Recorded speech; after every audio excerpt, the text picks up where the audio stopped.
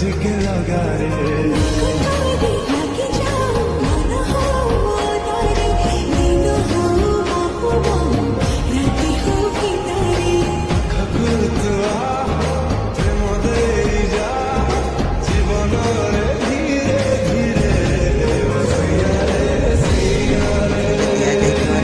Click କରନ୍ତୁ ଏବଂ ତାପରେ ଭିଡ଼ିଓରେ ଦିଆଯାଇଥିବା ଲିଙ୍କରେ ଏଲାଇଟ୍ ମୋସନ୍ର ତାକୁ ଡାଉନଲୋଡ଼୍ କରି ନିଜ ଫୋନରେ ଏଡ଼ିଟ୍ କରିପାରିବେ ଏବଂ ସେଥିରେ ଦିଆଯାଇଥିବା ଭିଡ଼ିଓର ଡେସ୍କ୍ରିପସନ୍ରେ ପ୍ରିସେଟ୍ ଲିଙ୍କ ତାକୁ ଇମ୍ପୋର୍ଟ କରିନିଅନ୍ତୁ।